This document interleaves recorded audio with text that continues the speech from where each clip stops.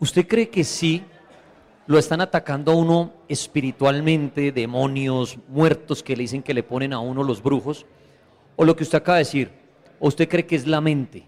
Y en el momento que uno cree que le están haciendo brujería y el brujo le manda a uno el baño de las 7 hierbas, el baño con jabón rey, el baño de no sé qué, y la persona se cura, ¿cree usted que fue algo mental? Porque él dijo, me dio la receta y me curé. ¿O cree usted que sí había algo de brujería ahí y el brujo tiene poder y le ayudó? Hay casos en los cuales la respuesta es un misterio. Yo no puedo decir sí o no. Aquí yo no les puedo afirmar de frente que eso es real, pero tampoco puedo decirles que no, porque sí hay unos casos que están en los límites. Pueden ser coincidencias o no. Por ejemplo, la brujería existe en todo el mundo. Eso no es solo en Colombia. Estamos hablando de brujería en Colombia hoy, pero brujería hay en todo el mundo. Los judíos allá en Israel creen en la brujería y tienen unos rituales que son una cosa brutal. Por ejemplo, se reúnen 7 hombres con barba, tienen que tener barba, tienen que estar en la tumba de un mártir, se reúnen a una determinada hora y hacen un rezo para invocar a los ángeles, porque ellos creen en los ángeles y en un ángel especial que es el ángel de la venganza para que mate a alguien. Eso lo han hecho y lo han hecho varias veces y efectivamente lo han hecho 7 veces y las 7 veces que lo hicieron lo publicó la televisión de Israel y se murió Ariel Sharon, se mataron a Yitzhak Rabin, o sea, siempre que lo hacen ha pasado. Que eso es como ganarse la lotería de pronto, sí, hay gente que se gana 4 chances seguidos, es probable, pero también uno dice, bueno, aquí hay algo raro. De los casos que investigó en Colombia, para su libro que ahorita nos va a hablar un poco más de él, ¿algún caso que usted haya dicho, esto me hizo creer en la brujería? O sea, que usted se haya inclinado más al lado de creer y no dudar tanto. Sí, hay un caso que a mí me aterró, sucedió con gente muy poderosa de este país, lo habían escondido, yo pude llegar hasta esas fuentes y entrevistar directamente a las personas y sucedió cuando un ministro de Colombia, ministro de Salud, se llamaba José Luis Londoño de la Cuesta, era el ministro de Protección Social. Sí. Ese señor iba en una avioneta y la avioneta desapareció en la zona de la línea, allá donde están esas montañas, allá donde uno va y pasa por ese túnel y sale de Antioquia, del Tolima y llega al eje cafetero y pasa por debajo de esos páramos, ahí se perdió la avioneta y nadie tenía ni idea dónde estaba y el ejército la buscaba y la buscaba y la buscaba. Entonces, la esposa que se llama María Zulema Vélez, que es una señora que estudió en el exterior, que es doctorada, que tiene mucho dinero y que era además una empresaria muy famosa, estaba asustada porque su esposo se había perdido y estaba muy mal, y entonces un vecino suyo dijo, hagamos una sesión Sí. para ubicarla. Ella dijo, yo no creo en eso. No, hagamos una sesión.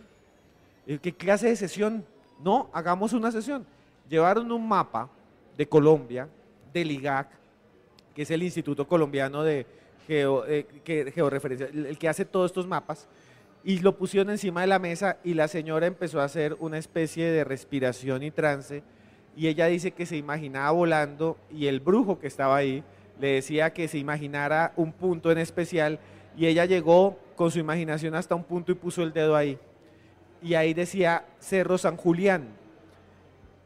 Lo que sucedió después es que llamaron a la vicepresidenta de Colombia y la vicepresidenta de Colombia dijo manden allá al ejército y ahí cerca lo encontraron. Ese caso me parece increíble. Puede ser coincidencia, ¿no? Puede ser lo que sea, pero que hayan encontrado en una sesión brujeril, digámoslo así, el cuerpo de una persona que el ejército casi no encontraba, me pareció increíble. Muy bien, ese caso que nos cuenta Esteban Cruz de la brujería en Colombia. Bueno, hablando de brujería, Esteban, toda la investigación que tuvo que hacer para su libro, ¿no? Cuéntenos, aquí en Colombia, cuando estuvo viajando, conociendo más esto, algún caso que quiera compartir y hablarnos de su libro actual para que la gente que no lo ha conseguido, pues lo consiga. Sí, Daniel, para mí lo que más me aterró es lo que sucede en el centro de Bogotá, en la Sexta con Caracas. Sexta con Caracas, ahí donde está el batallón de los mártires. Ahí está también, por ejemplo, en la Sexta con Caracas está la estación de policía. Sí. Por muchos años eso fue el cartucho. Ahí estaban los jíbaros más bravos, el Bronx a 2 cuadras, los Saiyajin, que eran unos tipos que les decían maten a ese indigente y lo picaban. Los vigilantes del... Claro, casas de pique, usted conoció las ruinas del Bronx. Sí. Y ahí en esas ollas la gente sopla bazuco de una manera brutal y hay una gente que ya está tan llevada que le llaman las momias. esa historia me quedó en la memoria, que no tiene que ver con brujería, pero se las cuento, y es que hay mucha gente que ya con el consumo de esa droga que es muy fuerte, ya se queda quieta 2, 3 días y no se mueve. Y le llaman una momia, que viven en las ollas. Y ahí en esos lugares se comercia con un elemento mágico, que es asqueroso, es una porquería, pero lo sacan y hoy en día lo siguen manejando, que es que ahí en ese lugar quedó por mucho tiempo medicina legal. Vamos a decir que la grasa del muerto. La manteca de La muerto. manteca. Claro que sí. Todos los seres humanos tenemos grasa, algunos tenemos más, otros tienen menos, pero hasta el más flaco tiene grasa. La grasa humana es una especie de reserva, son células tejido adiposo que está ahí por si usted tiene una emergencia y por eso se adelgaza si aguanta hambre. Y resulta que durante mucho tiempo se ha creído que la grasa es mágica y con la grasa de los difuntos hacen velas, cirios, y hay un rezo específico para eso, para hacer daño. ¿Cómo sacan la grasa y por qué ahí? Porque ahí quedaba medicina legal, que todavía está el edificio, y ese era el anfiteatro. Ahí llevaban los muertos cuando los atropellan, cuando es una muerte violenta, porque ahí trabajan unos médicos que son los médicos forenses. El médico forense tiene que revisar el cuerpo para saber de qué murió. Para revisarlo le hacen muchas cosas. Y tiene un ayudante, como un enfermero, pero Sí. es un enfermero de muertos. Y los muertos llegan a esos pichos, podridos, que les han dado todo el puñal del mundo, abiertos, con tiros, sin cerebro, quedan asquerosos. Imagínense que lo espicha usted una moto, un camión, pues que hay una masa, y ellos tienen que ver cómo murió. Certificarlo es una obligación del Estado. Entonces el que ayuda se llama disector de cadáveres. ¿Qué empleo? Debería un día entrevistar a un disector. Si hay un disector escuchándonos, que llame a la Mega. Los disectores hacen un corte porque no son los médicos, no le crean a las películas. En la película es el médico que empieza a abrir. Eso no lo hace el médico. El que lo hace es el disector. Y el disector empieza a cortar. Y hace un corte en Y. ¿Cómo se llama la película que está en Amazon? La de Se llama... sí. Osorio, ¿cómo se llama? El embalsamador. El embalsamador, que ahí pueden ver realmente cómo abren los cuerpos, les sacan las tripas, les pasan una manguera lavándolos y después los cosen otra vez y los rellenan ahí de trapos o de cosas. Claro, uno ve el cascarón. Cuando uno va a la funeraria, lo que ve es el cascarón. Así le dicen, el disector de cadáveres abre en Y. Entonces coge, digamos, del cuello para abajo y de izquierda y derecha hace una B. Sí, señor. Y abajo hasta los genitales, ¡pum!, de chorro. No con un cuchillo carnicero, no, con un bisturí quirúrgico. Es que la gente piensa, ay, le van a dar... No, eso no es una carnicería. Entonces lo que hacen es abrir y con unas pinzas el tipo rompe el esternón y el disector lo que hace es lo que llaman los disectores, no miento, cuando quiera por favor llame un disector a la Mega, y esto es una historia brutal, sacan lo que ellos llaman el paquete. El paquete es que cuando abre el abdomen, allá abajo está el estómago, el intestino, los riñones, los pulmones, lo que en los animales llamamos bofe, lo que le llaman a los otros el guarguero, todo lo que ustedes quieran, y la garganta y la lengua. Cuando ellos jalan eso, sale como un paquete. Sale todo completo. Sale de la lengua al ano, así, ¡pah! Y le llaman el paquete, lo revisan, se lo dan al médico. El médico lo revisa y dice, sí, hermano, ahí tiene la puñalada. Murió porque la puñalada le llegó al corazón. O dicen, uy, no, le desgarraron el hígado y se murió de hemorragia y eso. Y entonces, ¿qué hacen después? Meten eso en una bolsa y la vuelven a meter y cierran el muerto, o a veces lo botan. Y ahí echan algodón o papel o acerrín, y ahí después lo mandan a la funeraria donde lo maquillan. Esos disectores empezaron a conocer los cuerpos y se volvieron sobanderos, que ese también sería una muy buena entrevista. Y está el tigre, un saludo al tigre si nos escucha, que es el clásico, y está el negro palindo, el negro palomo, que eran primero disectores y después se volvieron sobanderos. Y a esa gente es a la que la buscaban los brujos, para que les vendieran la grasa de los muertos. Y esa grasa de los muertos, dicen ellos, solo se puede sacar para brujería de aquellos que mueren bien, o sea, de aquellos que no tuvieron una enfermedad larga, que la gente no esté verde ni picha, el muerto tiene que estar fresquito, y lo sacan con una cuchara chiquita de las piernas y del abdomen, nunca de la cara y nunca de la cabeza, porque dicen que esa no sirve. Y la grasa la sacan con cuchara y la hacen para dos cosas que ellos consideran brujería. Uno, hacer cirios, velas, que después las colocan los brujos para hacer las oraciones y los rezos. Dos, para hacer una cosa, una crema que se va a llamar la manteca de muerto, que son ungüentos, untos, que hace la gente supuestamente para que no le entren balas, para rejuvenecer, hasta para curarse por las cicatrices.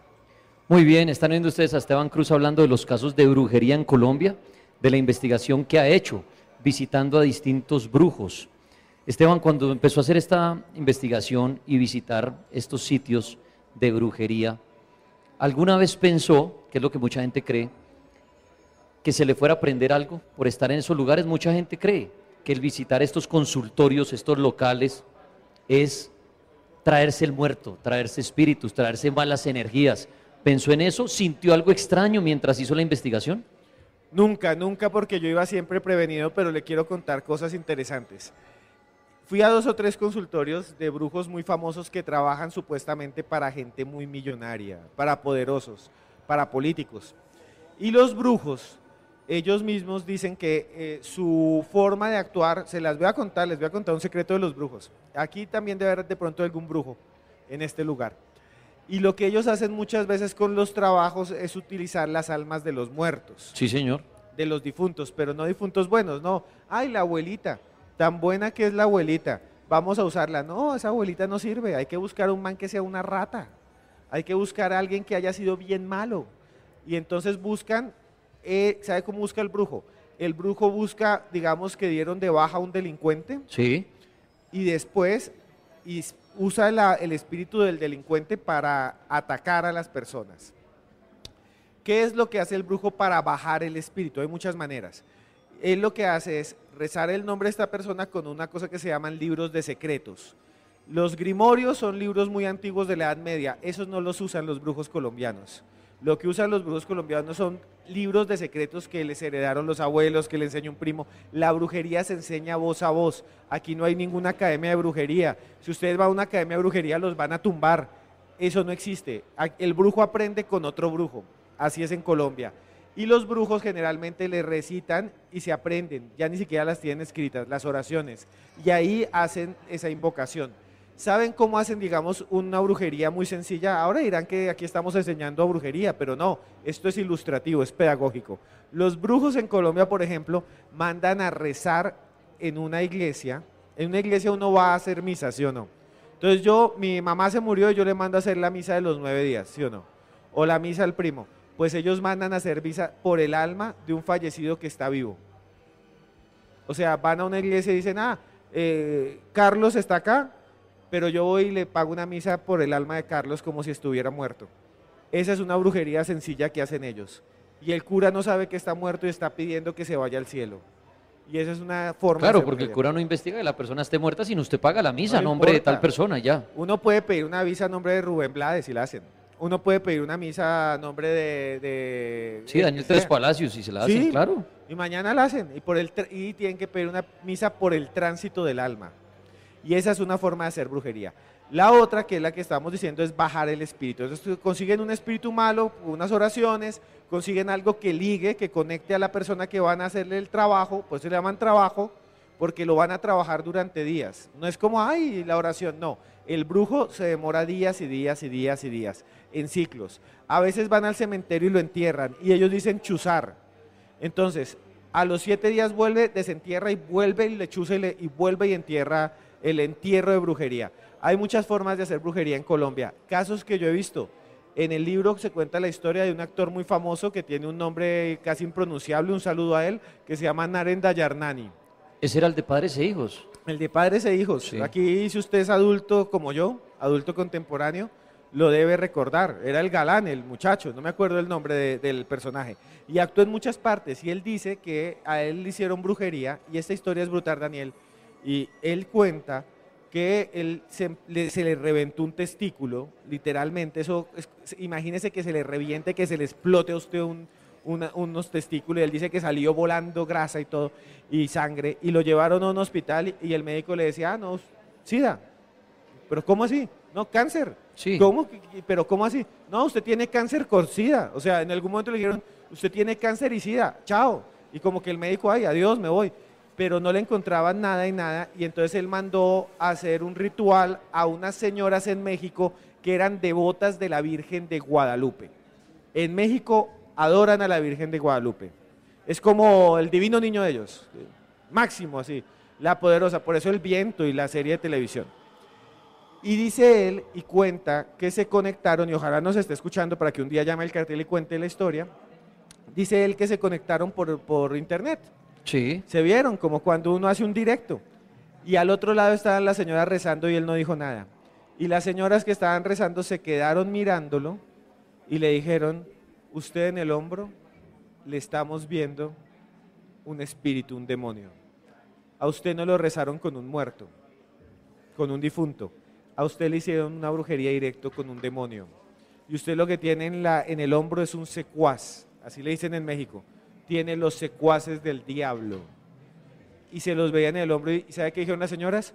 No podemos hacer nada, y se fueron. Y él dice que adelante le fue peor, que estaba caminando en Chile porque se fue a ir a Chile y pum, se le dañó le salió una hernia. Fue y lo operaron y salió del hospital y pisó mal y pum, se partió un pie. Consiguió trabajo y pum, se lo quitaron al otro día. Todo le fue re mal. Hasta que alguien le dijo que él no conocía por internet, le llegaron un montón de mensajes que él desconocía y le dijeron, le voy a hacer un rezo para librarlo, yo no sé quién es, pero alguien me dijo que este es su número. Le hizo el rezo y él dice que desde ahí en adelante todo cambió. Desde que se le explotó un testículo, perdió el trabajo, le pasaron muchas cosas, le vieron un demonio en el hombro y al final lo limpiaron. Puede ser la mente de él, pero la historia es increíble. Y la historia está en el libro negro de la brujería en Colombia, que es su libro. Claro que sí, lo consiguen en cualquier librería del país. Ahí no está esa solamente, sino también se habla una de Carla Giraldo, que ella dice, Carla Giraldo no, ella ha ido donde los sobanderos, pero no, de Gracie Rendón, que dice que también le hicieron brujería, y muchas otras personas más que afirman, como cualquiera, es que no es que sean famosos, es que es algo que está en toda la sociedad.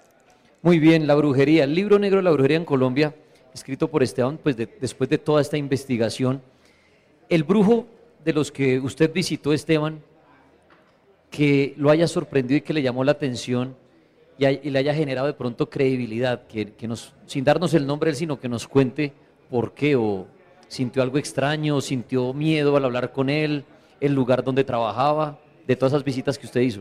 Yo creo que el que más me asustó, pues lo van a encontrar un poco en el libro, tiene que ver con la violencia. Entonces había unos brujos que hacían cosas muy macabras. Por ejemplo, había uno que durante la época terrible de los paracos en el llano, le mandaba a los paramilitares a pintarse una uña negra y así los identificaban. Y entonces cuando les preguntaban por qué les pintaban una uña con esmalte negro, lo cual le causaba miedo a la población, es porque ellos decían que estaban cruzados para que no le entraran balas. Como blindados. Y el rito del cruzamiento es asqueroso. O sea, es un Viernes Santo, cogen a la gente con un puñal, haga de cuenta coger a alguien con un puñal, le rompen la piel en el hombro o en el abdomen, pero generalmente es en los hombros, le rompen en forma de cruz y ahí le meten la corteza de árboles. O sea, un pedazo de árbol, imagínense la infección, imagínense que usted lo abran ahí y le metan un pedazo ahí de tronco, pues lo hacen y los rezan y los vuelven a coser. Y hay otro que es el del niño de la cruz, que eso también me pareció súper fuerte, Sí. que es que meten placas de metal, de acero quirúrgico chiquitas, labradas con oraciones, con la cara del divino niño a veces, con un divino niño que sostiene una cruz sufriendo, un divino niño que no es el nuestro, que está ahí como álceme, el rosado, el del 20 de julio, no, este no es de ese es uno que tiene una cruz y que tiene una cara de que mátenme ya, o sea, es un divino niño que sufre con sangre y todo, un niño todo masacrado, y meten eso dentro de la piel y en teoría hacen un rezo y la placa de metal supuestamente viaja entre la sangre y llega al punto donde protege. Escuchar eso me pareció asqueroso. Y lo de las uñas negras es porque la idea es que cuando estén en combate, el difunto o el demonio o el espíritu que invocan los brujos sabe cuál es el que tiene que proteger porque tiene la uña negra. ¿Usted sí cree en eso? ¿Usted cree que una persona bajo un ritual